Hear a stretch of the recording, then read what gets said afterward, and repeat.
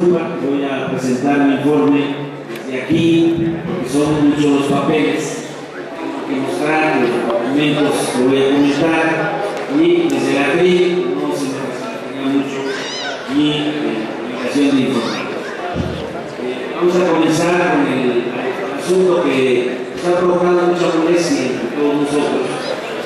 Hablo particularmente de los compañeros que fueron a quejarse a la Secretaría, fueron con el compañero Mario, con la Comisión de Trabajo, en virtud de que, violando la ley, algunas sucursales, no todas, algunas sucursales de Santander señalaron que solamente podían cobrar 2 días a la semana y restringiendo un horario. Por supuesto, este asunto lo consultamos con la gente del SAE.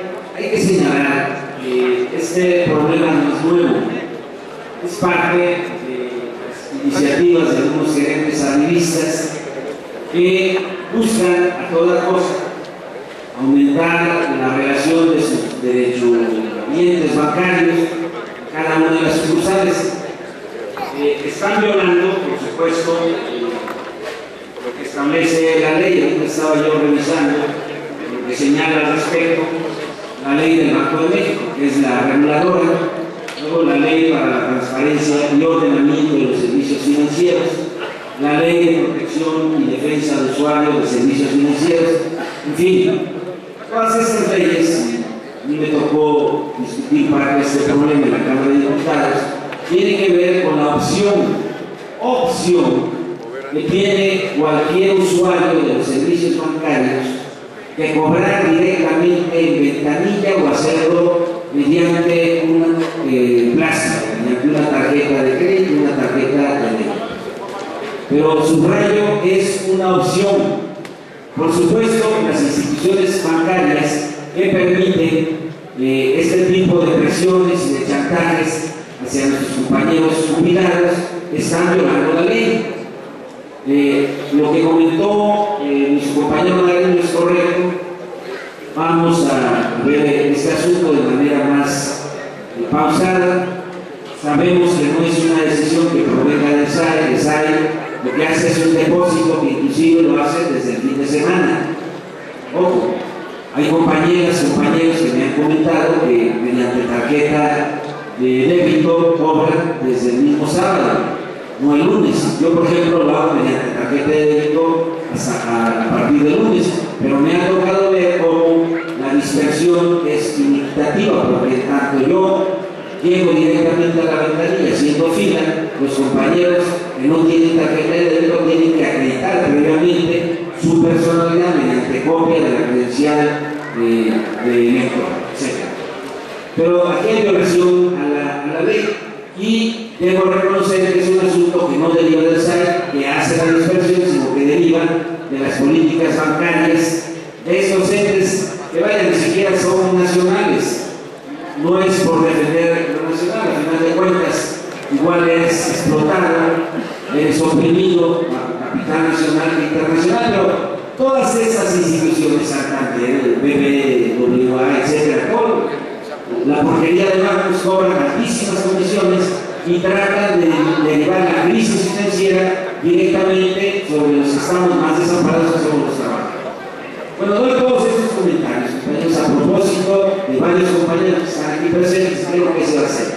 Bueno, vamos a proceder de manera formal conforme a los recursos que nos otorgan las propias leyes. Vamos a visualizar claramente en qué sucursales se han presentado estos hechos que limitan los derechos y obligaciones de cualquier usuario bancario, y si esto no se entiende, pues ni modo, no es que nos guste, pero vamos entonces a ir de manera masiva ante la matriz de que se trata, en este caso Santander. Si no entienden que lo que están haciendo no se nos permite en sus matrices en España, pero aquí quieren vernos como si estuviéramos en las situaciones de hace más de 500 años.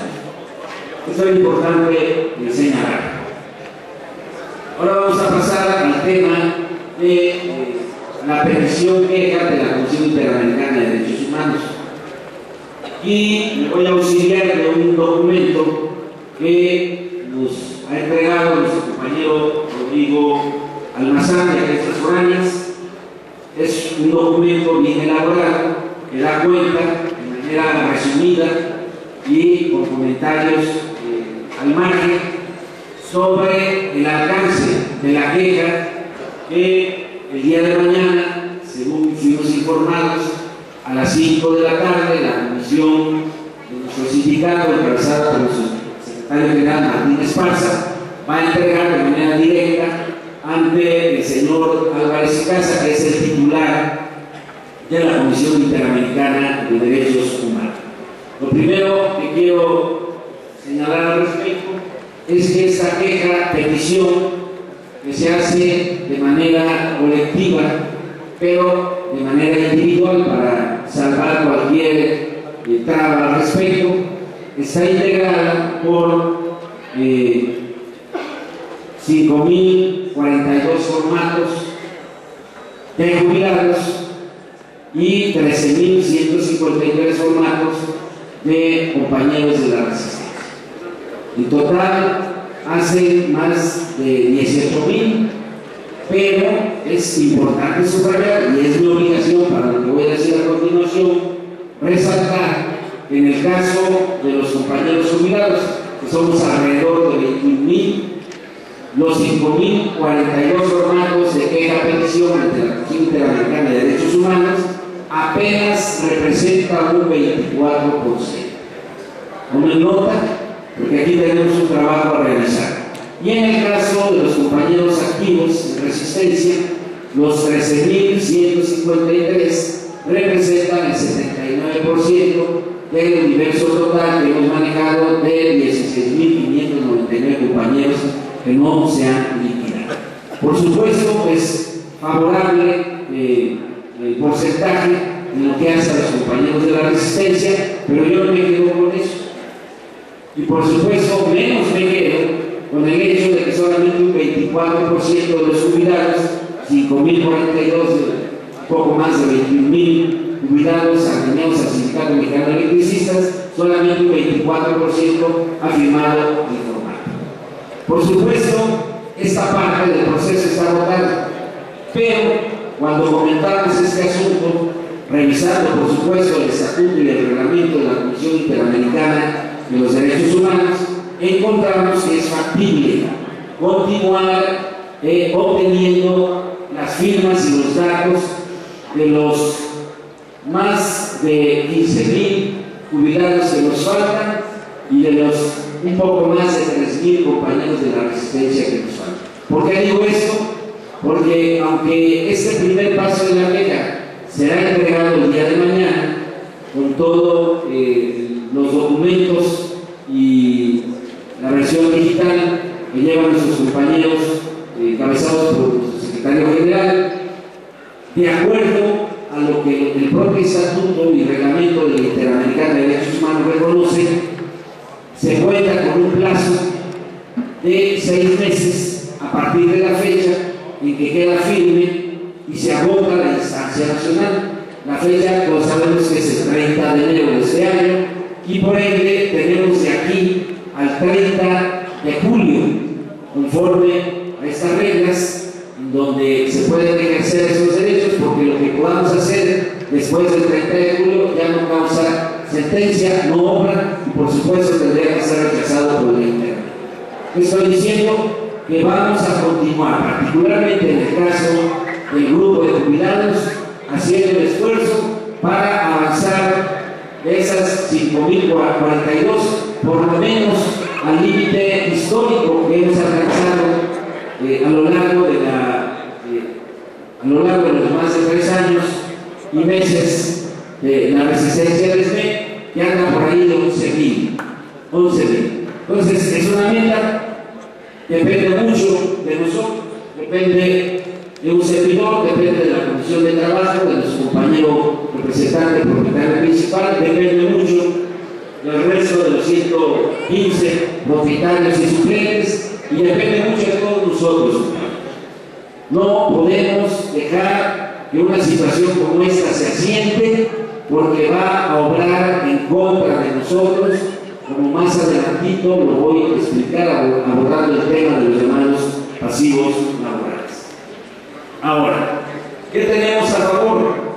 Bueno, tenemos a favor de que está bien fundada la queja, petición, para los que ya tuvimos la oportunidad de analizar y de comentar algunos aspectos de ese documento que ha sido enriquecido, tiene todos los fundamentos para ser admitida para su revisión por la Comisión Interamericana de Derechos.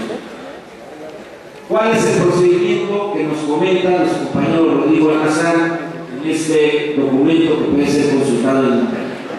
Bueno, el día de mañana tendremos el acuse de recibo de la petición colectiva e individual con todos los formatos de firma que van a ser entregados el día de mañana. Y después, de acuerdo al propio reglamento, hay un primer periodo de 2 meses a partir de esa fecha, en donde la Interamericana de Derechos Humanos se dirige a las partes en varios sentidos.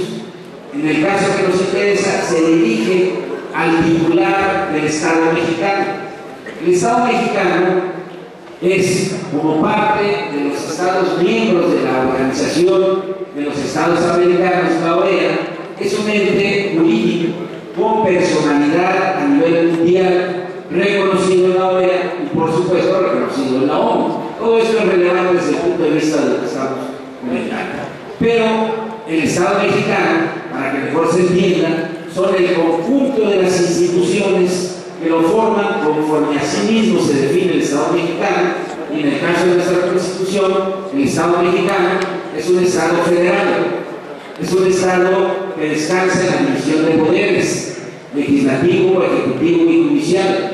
Es un Estado que, a partir de sus compromisos y obligaciones en la Constitución política, reconoce una serie de instituciones con los cuales coopera y se desarrolla la sociedad mexicana.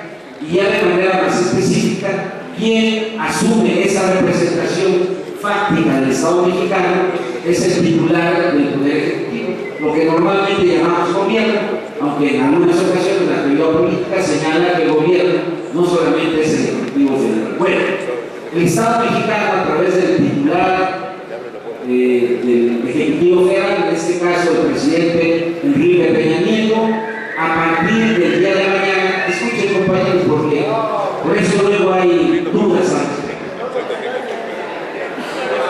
A partir del día de mañana, el Estado mexicano, a través de su expresión política, el gobierno que preside Enrique Peña Nieto, va a recibir la notificación. La notificación opera para todos los sentidos, pero voy a centrarme en 2 de ellos que me parecen de particular importancia. El primero es, te notifico de que uno de tus miembros, como ciudadanos del Estado que tú representas, ha presentado una queja en donde establece y argumenta por violaciones a derechos humanos, particularmente el derecho al trabajo, etc. Pero también le preguntan, porque es parte de la función de la Comisión Interamericana de Derechos Humanos, si reconoce que hay ese problema, si advierte más allá de la calificación o no, si hubo violación, si reconoce que hay un problema que puede ser resuelto, como marca el propio estatuto y norma de la Comisión Interamericana, a través de un recurso que se llama solución amistosa. El gobierno mexicano tiene 2 meses para responder en los términos que estoy señalando, tanto para de manera muy formal decir que lo que nosotros estamos denunciando en nuestra petición queja carece de fundamento, como para decir en ese periodo si hay un problema y estamos dispuestos a resolverlo. Esta parte, ¿por qué es tan importante? Porque cuando este asunto lo planteamos de manera fácil, alguien dijo eso toma varios años. Y sí, puede darse el caso que tome varios años, pero estamos hablando de un procedimiento que se inicia a partir de que se admite un recurso de petición queja y la Interamericana tendrá la oportunidad a partir del día de mañana de notificar al gobierno de Enrique Peña Nieto. Y aquí viene la parte relevante. Eso no se lee tal cual en el estatuto y el reglamento de la Interamericana, pero es un asunto de racionalidad y de experiencia. El gobierno puede hacer suyo el conflicto generado por Felipe Calderón, defenderlo porque el que está emplazado es Felipe Calderón, no es Peña Nieto. El que está emplazado en estas violaciones a nuestras garantías y derechos humanos es Felipe Calderón. Pero si el gobierno mexicano asume la defensa como Estado de las tropelías de Felipe Calderón, entonces está haciendo el conflicto suyo y se cierra la posibilidad de una solución a las cosas. ¿Qué estamos haciendo en la mesa de gobernación? Estamos avanzando en el marco de una solución política. Pues bien, el concepto de solución amistosa contempla modalidades de esta naturaleza. ¿A dónde voy? De que todo el Interamericana puede resolverse en el corto plazo, que tendría un máximo de 3 meses. Y piensen en los 3 meses. Estamos en la fecha que estamos, 22 de mayo a junio, a julio y agosto. 22 de agosto. En ese caso, el gobierno puede en los 2 primeros meses decir por qué se va. Se va por defender a Calderón o reconoce que el conflicto está siendo analizado en una mesa para encontrar una solución. Esa es, a nivel de la Interamericana, lo que se estaría reconociendo como una solución amistosa. Por supuesto, eso implica también un procedimiento dentro de la Interamericana, pero si estoy comentando eso, compañeros, es para que no vean el asunto de la Interamericana como un asunto que no nos interesa, porque mucho me temo que las cifras de hoy de 5.042 jubilados y de 13.153 compañeros de la resistencia tiene que ver con una mala apreciación de un recurso jurídico internacional de ese canal. Entonces, esa es la herramienta que vamos a manejar en los próximos días y semanas para convencer a más compañeros de que vengan con nosotros, que llenen sus formatos, particularmente en el caso del grupo de jubilados, porque entre mayor nivel de representatividad, mayor nivel de legitimidad y más peso político a nivel nacional e internacional para buscar avanzar, no por la vía que sí puede tomar varios años, el proceso normal interamericano, sino de resolver mediante una solución amistosa. El término no es mío, yo no se lo estoy poniendo como apellido, así se reconoce el concepto solución amistosa dentro de los procedimientos de solución de la Comisión Interamericana de Derechos Humanos. Entonces, vamos a volver la próxima semana sobre este tema, ya con más información y resultados que nos puedan presentar nuestros compañeros en estos momentos. Viajan a Washington, D.C. y los vamos a tener de regreso con nosotros el próximo miércoles. A echarle ganas. Lo que se está haciendo ante la Comisión Interamericana de Derechos Humanos es un recurso, cerrar las puertas de la justicia nacional, y es un recurso que, bien planteado como lo estamos haciendo, bien manejado como lo estamos realizando, va a fortalecer la negociación de una solución amistosa en los términos de la protección y de la vigencia de los derechos humanos a escala internacional. Entonces, para mí es un balance positivo, pese a esas cifras. Tenemos de aquí al 30 de julio para hacer crecer el número de compañeros jubilados y activos y de esa manera darle una mayor fortaleza a un mecanismo de búsqueda de justicia a escala planetaria.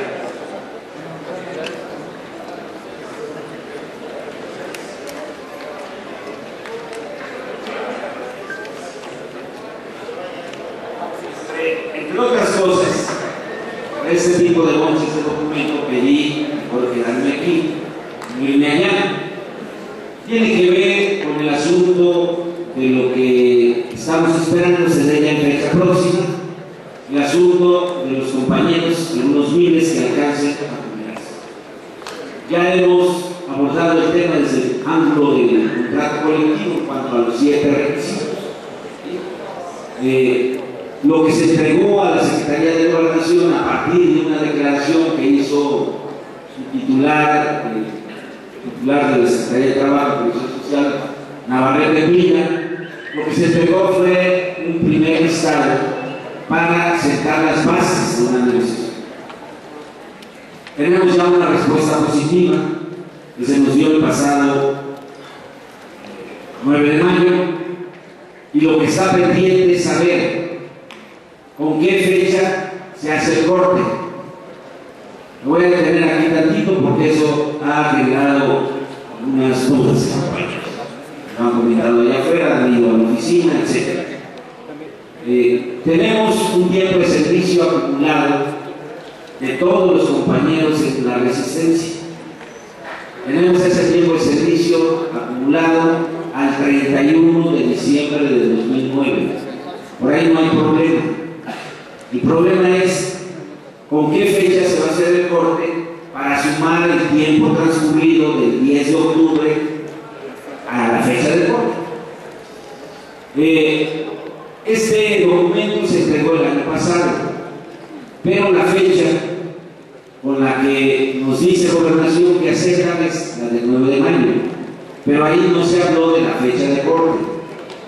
Se habló de que se aceptaba una propuesta de jubilación en términos de los, dijo el subsecretario de Gobierno, Luis Enrique Miranda, con mediano conocimiento del asunto, dijo, se puede jubilar y ya tenemos 7 paquetes. No son paquetes, son requisitos que establece la cláusula de 64. Pero él lo comentó así y luego dijo algo como para hacernos ver que sabe. Y es cierto, dijo, no todos se jubilan por tiempo de servicio. Dice, ya tenemos los estudios actuariales. Entonces, uno tiene que escuchar e inferir cosas que no te dicen directamente ahí. Por eso mismo, la fecha de corte es importante. Si la fecha de corte es, para poner una fecha, el 31 de diciembre de 2012, eso dará una cantidad de compañeros que con esa fecha, sumado el tiempo transcurrido al tiempo de servicios acumulados, reúnen algunos de los requisitos, de los 7 requisitos que establece la cláusula de desempleo.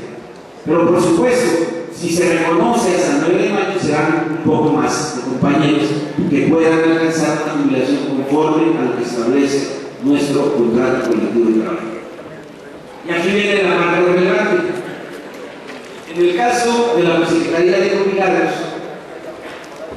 algunos compañeros, bastantes compañeros, se quedaron con lo que se conoce como una J, que es una mayúscula, que se les ponía a todas las hojas de solicitudes que previamente ya habían sido aceptados y que estaban en trámites para su jubilación, que se encontraban en ese momento trabajando, se encontraban de vacaciones o prácticamente regresaban de sus vacaciones y quedaban jubilados. Bueno, lo que hizo el SAE fue primero reconocer esas cuotas y después echarse para atrás, porque la instrucción que dio el gobierno de Felipe Calderón es no les des ni madres, para vencerlos en todos los terrenos y que todos se vayan a liquidar. Esa fue la instrucción. Eso ya cambió. Y ahora lo que tenemos ya documentado, no tomen con toda precisión las cifras, voy a dar algunos datos. Durante todo ese periodo se documentaron 605 solicitudes de jubilación dictaminadas no procedentes por el SAE. Pero a la revisión, yo muy al principio de mi gestión como secretario lo dije aquí, sé que a algunos no les gustó y luego vine con pruebas. En una nueva revisión que estamos haciendo de esos casos, compañeros que habían hecho solicitudes de jubilación dictaminadas no procedentes por el SAE, en las condiciones que ya estoy señalando, no se quedaron por un día, 2 días, 3 días, una semana, un mes, 2 meses, 3 meses. Otros fueron cortados en sus vacaciones de prejubilatorios, etc. Resulta que a la revisión, que va a ser exhaustiva, encontramos que dentro de ese listado anterior hay 80 compañeros que se liquidaron. Quizá, ¿por qué lo toco? ¿Por qué lo toco, compañeros? ¿Por qué toco ese asunto? Porque vamos a ser escrupulosos para evitar que en las listas de los MEC se vayan compañeros que ya se liquidaron. Entiendan, no es un asunto de simpatía, antipatía. Lo repito, los compañeros que se liquidaron son miembros en proceso.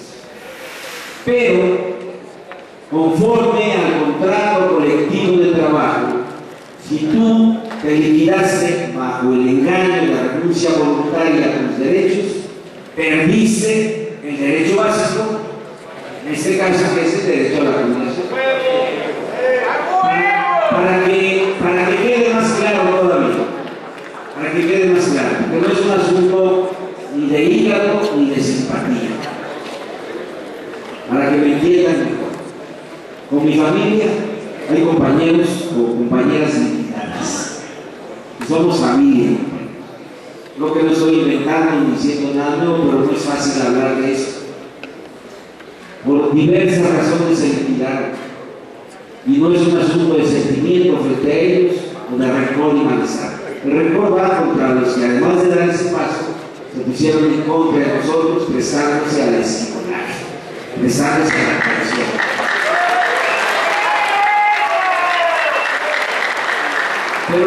Pero dicho eso, ¿qué estoy diciendo? Que aunque los metiéramos, van a ser rechazados, porque en las hojas que tenemos en nuestro poder, no todas, pero sí bastantes, está muy claro que renunciaron a todos sus derechos y dijeron claramente que no ejercerían ningún otro derecho y se daban por satisfechos. ¿Por qué señalo esto? Porque ya anda por ahí circulando, y luego hace muchos años ese tipo de rumores, cuando dicen también van a jubilar a liquidados. Por contrato no se puede y por dignidad tampoco. Ese es el ejemplo.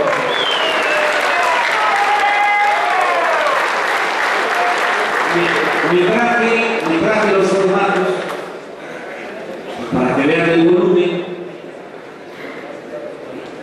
y vamos a continuar haciendo una revisión minuciosa. Esto es lo que nos arroja una primera revisión conforme a los listados digitales que tenemos de la primera, de la segunda y de la tercera etapa de liquidación.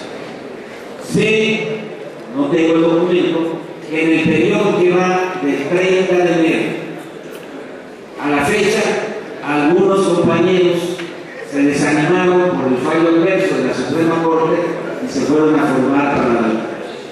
Son pocos. Pero también esa parte la vamos a depurar, y aquí la participación de las comisiones de trabajo va a ser fundamental.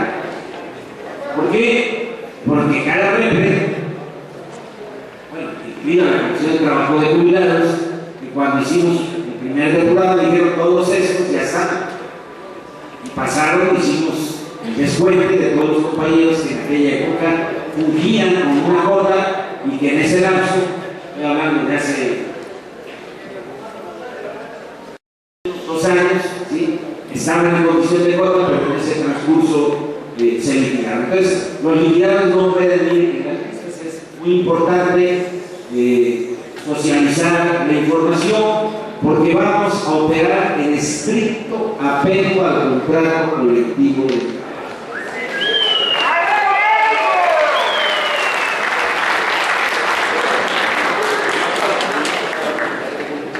Muy bien. Esta es parte de la información.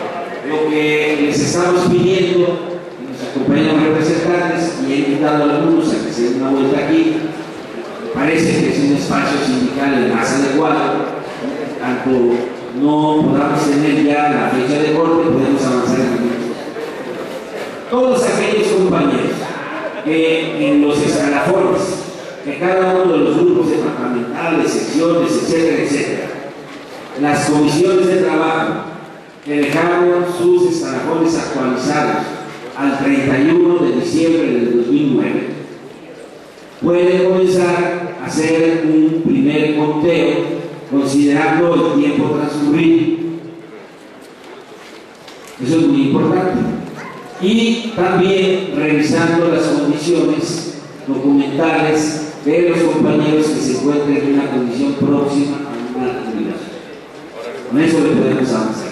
Claro, cuando tengamos la fecha de corte, pues vamos a correr la lista digital que tenemos, la vamos a verificar con los tiempos de servicio que tienen ustedes, que tienen la comisión de trabajo, a efecto de que sea por riguroso derecho, como establece la cláusula 64, como lo establece la cláusula 21, el que es primero el tiempo es primero el derecho. Ya se han acercado compañeras y compañeros, voy a poner los casos que son prácticamente irrebatibles. Se acercaron algunas compañeras de escalafón de materiales de construcción, una de ellas mostró su documento acreditando un tiempo de servicio muy cercano a los 24,61 para el caso de mujeres, ahí por la edad. Tenían dos compañeras más, una de ellas 19 y la otra con 18 años. Les dije, yo aquí le respondo de tres formas. A ti, compañera, les pido de favor que vayas preparando tu documentación porque te quedaste en la rayita. En la peor condición, que sería que nos reconocieran solamente un año, tú estás sobradamente adentro. Le digo, pero en el caso de ustedes dos, tenemos que esperar finalmente el acuerdo para ver dónde está la fecha de corte. Y si se va, por supuesto, para 31 de diciembre del año pasado, entonces una de ustedes va a entrar mayor dificultad y la otra pues se va a quedar ahí en la penumbra, en el conteo riguroso de su tiempo. Estoy tocando el asunto de las mujeres, que es el más sencillo, porque ahí solamente cuenta alcanzar los 25 años, de acuerdo a la técnica contractual, 24 años, 6 meses, un día, y con eso acreditas el año de calendario. Pero, por ejemplo, los compañeros que acumularon, para dar un dato otra vez en ese mismo sentido, 27 años, pero que no contaban con los 55 años que marca el contrato, ahí juegan los dos elementos, pues esos compañeros van a tener que esperar a que tengamos la fecha de corte para ver cómo corremos el tiempo de servicio sumando el tiempo transcurrido. Pero otra vez vuelvo al ejemplo de la mujer, pero hay algún compañero que se quedó con 29, de las formas límite 5 meses, en el peor de los escenarios, habiendo cumplido ya los 55 años, no va a tener problema. A ese compañero le he dicho, prepara. ¿Cuáles son los documentos centrales que tienen que ir preparando a la revisión de cada tiempo? Ya veo, algunos están haciendo su conteo mental. Son dos, bueno, son tres. Tienen que tener bien acreditada su condición de miembros del Sindicato Mexicano de la Justicia. Hace una semana estaba yo ejercitando el manejo rápido, el conteo de los tiempos y de las edades, de los requisitos, de los 7 requisitos, y llegó un compañero diputado de la PEC, me dijo una fecha muy cercana, casi le había dicho yo que no tenía problemas, y de repente le dije, a ver, tu credencial, dice, no, pues no la traigo. Dije, no, y le dije, ¿cómo se llama tu representante? El grupo de ingenieros. Dijo, no me acuerdo. Espérense. Otros compañeros que estaban ahí estaban a las manos. Y de plano, un compañero de la oficina, que siempre está muy atento de todo conmigo, para que no me mareen, ya había checado número de trabajador y me pasa el papelito, muy discretamente me dice, ya está liquidado. Yo le dije al compañero, siéntate tantito, ahorita te va a acompañar a alguien para que salgas listo y le digo, y se puso a asustar y dije, no, tú eres un miembro de receso, pero tengo que explicarte que en virtud de que te liquidaste perdiste el derecho. Entonces ya se arregló conmigo, me dijo, no, es que me pasó eso, y dije, mira, todo eso yo lo reconozco, porque en mi familia pasé por esas tragedias. Pero el contrato es el contrato y los derechos son de esa naturaleza. Entonces, ya se fue. Entonces, la credencial actualizada es requisito esencial. Actualizada. Nada que traigo la médica, no traigo la buena. Actualizada. Segundo, la credencial del lector. Tercero, el acta de nacimiento. Todos los demás actos los tenemos nosotros, o los viene de la Comisión de Trabajo, o los tenemos en los archivos maestros, que dan cuenta de todo el historial laboral de cada uno de nosotros, incluidos los demás. ¿Por qué el acta de nacimiento y por qué la credencial de lector, además de la identificación sindical del movimiento del SBI? Porque esa misma compañera a la que le dije prepara los documentos, ya los traía, me los mostró y le dije a mí, ¿cómo es Hortensia? Dice, digo, no, aquí en el acta dice Hortensia con C, y en tu credencial de lector dice con S. Con ese desajuste de una letra que van a objetar el derecho a la jubilación, ¿qué hago? Corre a arreglar los documentos, a regularizarlos, a hacerlos homologables, para que no haya el pretexto de que el punto está mal puesto, de que es una inicial y no es el nombre completo, etcétera, etcétera. Todo eso lo vamos a ir abordando a través de las comisiones de trabajo, ¿sí? Para que vayan avanzando y particularmente a partir de que tengamos la fecha de corte. Una vez teniendo la fecha de corte, todo lo demás se puede decir mediante el procedimiento digital que podemos avanzar muy rápidamente.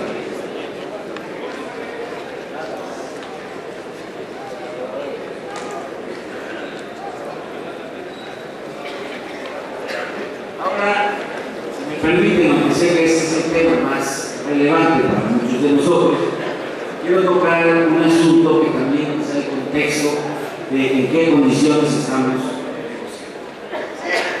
Tengo aquí un libro que recomiendo, no es que sea de mi agrado, o sea, no estoy recomendando una novela o un cuento, estoy recomendando un documento que fija de manera muy clara la posición de los gobiernos generales en torno al tema de las pensiones y jubilaciones. Este libro es el editorial Siglo XXI, escrito por el licenciado Pedro Vázquez Colmenares B, publicado el año pasado, todavía se puede encontrar en la librería, yo recién lo adquirí. Aborda el tema de las pensiones en México bajo la divisa de la próxima crisis, la crisis de nos dice documentos y algunas selecciones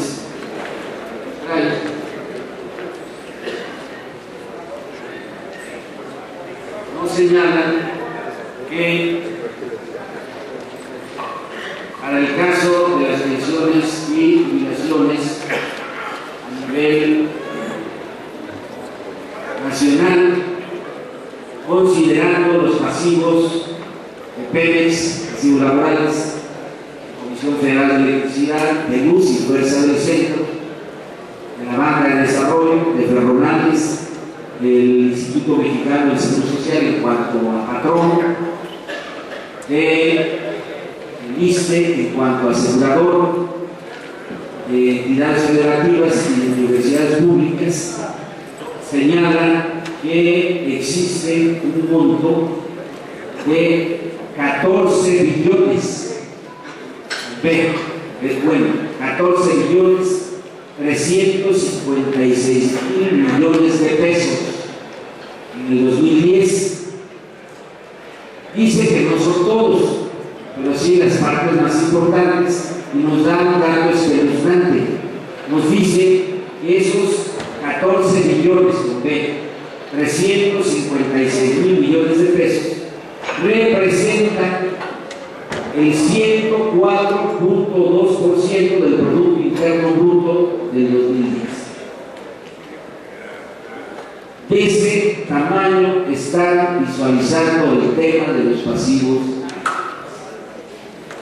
Para el caso de Luz y Fuerza del sector, para el 2010 reconoce un pasivo laboral del orden de los 287,000 millones de pesos. Para el caso de Comisión Federal de Electricidad, del orden de 261,000 millones de pesos. Aquí este dato luego lo voy a comentar, ya verán. Y él plantea, como parte de sus conclusiones, no lo dice abiertamente, dice: se requiere analizar con un nuevo enfoque el asunto, porque es un problema insalvable en las condiciones actuales. Entonces me llamó mucho eso y me pasé al cuadro de Luz y Fuerza del Centro, en la página 92. Dice: en Luz y Fuerza no existía un fondo para el pago de pensiones. Está mal, porque no conoce la Constitución de 74. En el presupuesto de egresos de la Federación se autorizaron anualmente los recursos presupuestarios para cubrir los beneficios del personal jubilado. Al momento de la exhibición legal de la entidad, el 11 de octubre de 2009, se registraba un pasivo laboral de 240,000 millones de pesos, de los cuales 80,000 millones correspondían a trabajadores activos y 160,000 millones al personal jubilado. Esta situación se originó, ojo, por un abultado contrato colectivo de trabajo que obligó al Estado a declarar la extinción del organismo, ya que en 2009 existían 23,894 pensionados adicionales a los 44,504 trabajadores en activo. Esto significa que por el envejecimiento de los empleados del extinto organismo, la tasa de dependencia de activos entre pensionados era de solo 1.86%. 1.86 frente a ahora.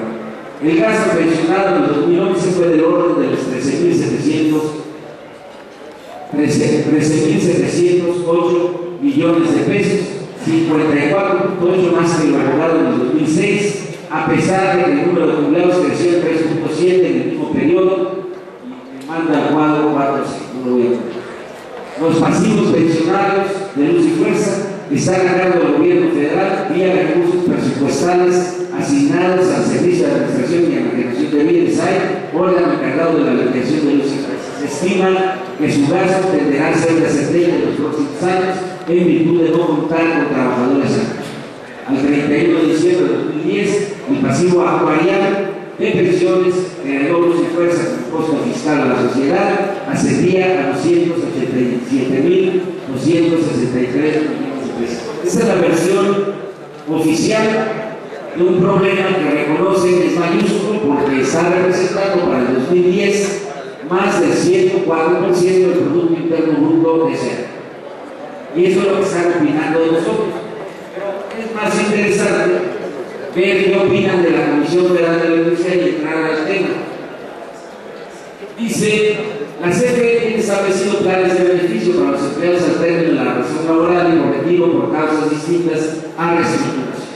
Los planes de beneficio al término de la relación laboral consideran las indemnizaciones por despido y apoyos para quienes no van a alcanzar los beneficios del plan de retiro o jubilación. Y luego señala que el sistema de pensiones de CFE hace frente a los pasivos laborales del sistema de jubilaciones a través del gasto corriente y su erogación anual se refleja en el rubro de obligaciones laborales. El valor de este gasto al cierre de 2010 fue de 16,260,000 millones de pesos, reporta un crecimiento del orden del 85 y con respecto a 2006, equivalente a 7.4 miles de millones de pesos. Luego va a dar algo interesante.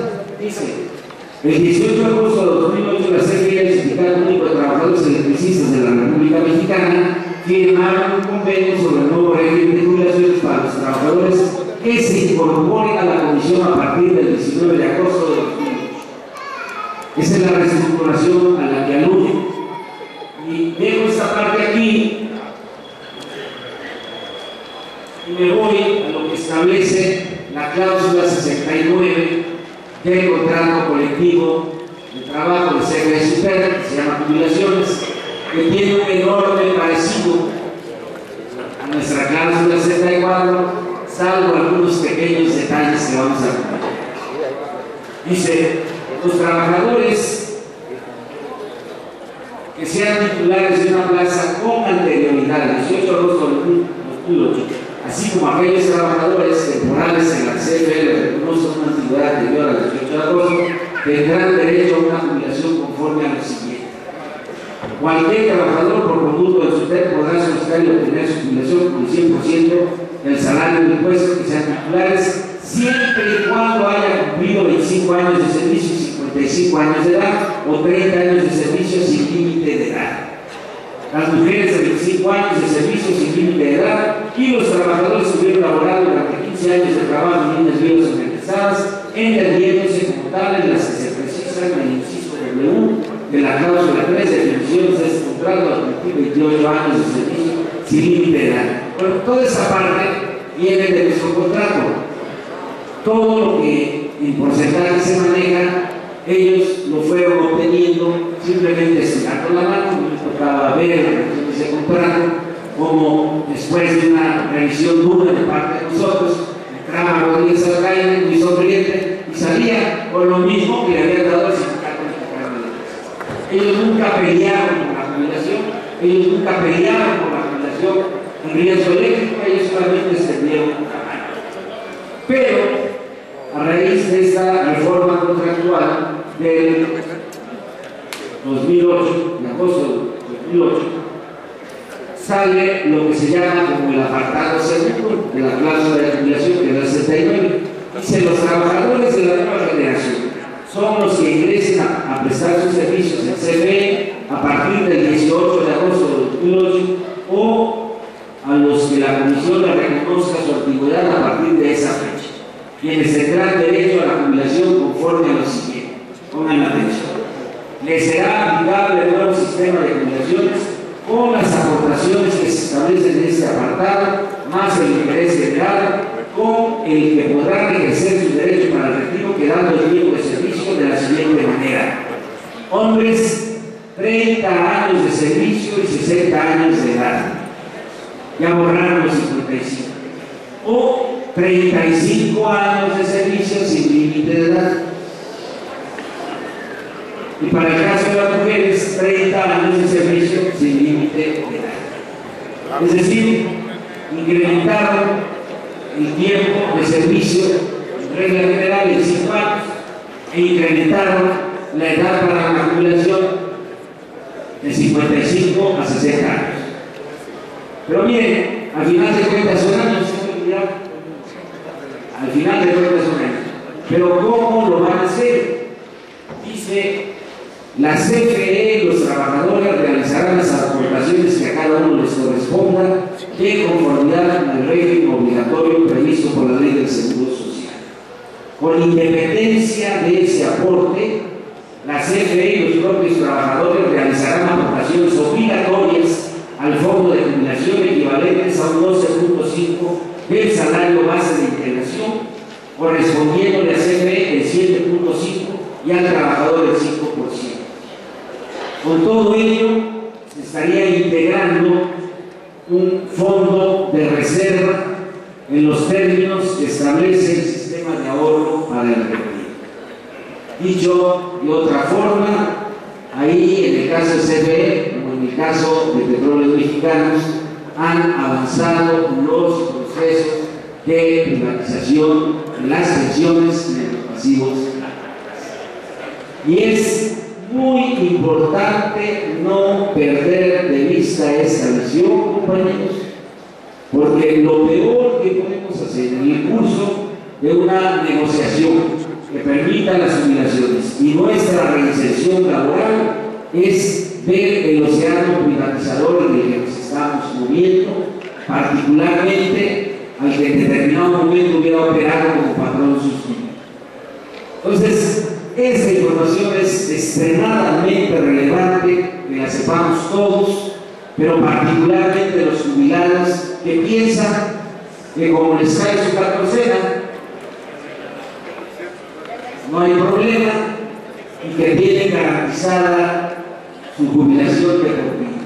Sí, pero ya estamos viendo cómo están tratando a los jubilados de Comisión Federal de Electricidad agremiados al Sindicato Único de Trabajadores del SUTERCO. ¿Queremos eso? Pregunto, ¿queremos eso para nosotros? Por eso tenemos que luchar. Por eso tenemos que mantener nuestra posición en alto, usando todos los recursos que tenemos a nuestro alcance, en este caso los recursos internacionales, y por esa misma razón tenemos que cerrar de manera férrea la unidad en torno a nuestro sindicato y otro en torno a nuestro secretario general Martínez Falsa. Ya lo he dicho y lo vuelvo a repetir. Lo digo con una frase elegante de nuestro camarada Magariño: tú no cruzas el Rubicón, que es el río que divide la vida de la muerte, en la mitología griega. Tú no cruzas ese río para salvarte, y a medio del río, corrientes impetuosas privatizadoras, resuelves cambiar el jinete. La peor tontería, compañeros. Sí, ya sé, lo más seguro es que no haya otra planilla, pero no es el caso de que el secretario general Martín quiere que no haya otra planilla. Es importantísimo que su votación refleje el apoyo de activos y jubilados en la etapa más crucial que tenemos para alcanzar la victoria que tanto sangramos. Yo no quería simplemente referirme a la parte electoral de la manera tradicional, sino dar los razonamientos, los argumentos del por qué es importantísimo cerrar filas en torno a nuestro sindicato y en torno a nuestra dirección, particularmente en torno a nuestro secretario general. ¿Podríamos recuperar el trabajo? Sí.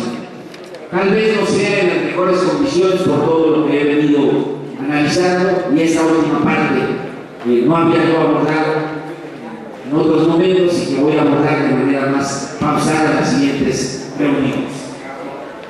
Pero la garantía de que garanticemos la sobrevivencia de nuestro sindicato y de nuestro contrato colectivo de trabajo va a depender en estos días, semanas y meses de cerrar filas. Aquí les traigo una noticia que salió publicada apenas ayer, el periódico serio, en la parte económico-financiera, se llama El Financiero, y nos da la noticia en entrevista que le hacen al secretario de Energía, Pedro Joaquín Cordwell. Señala: la iniciativa de reforma energética será parte del paquete de propuestas que discutirán los legisladores en agosto, si se da un periodo extraordinario en el Congreso. Resulta que el secretario de Energía se reunió, se la pasaron bien, esas dos sonrientes en la foto, con el presidente de la CONCANAC, con el presidente de la COPARMEX y algunos otros charros patronales más, y ahí, de manera sonriente y amistosa, le dijeron que para avanzar hay que abrir a Pemex, hay que abrir más a Comisión Federal de Electricidad a la participación de capital. Ya están dando a conocer que probablemente el tema lo aborden en un periodo extraordinario del Congreso de la Unión, Y todo eso está en el marco de lo que hemos señalado, tanto de la queja y los plazos de la queja para una solución amistosa en la Comisión Interamericana de Desarrollo, como en el caso de lo que ellos llaman una urgente reforma en materia energética para entregar no solamente el petróleo, no solamente la renta petrolera, sino la industria petrolera nacional a los intereses del Imperio del Norte y de las grandes transnacionales energéticas. Ese es el panorama. Si revisamos la historia del sindicato, la hemos visto peor.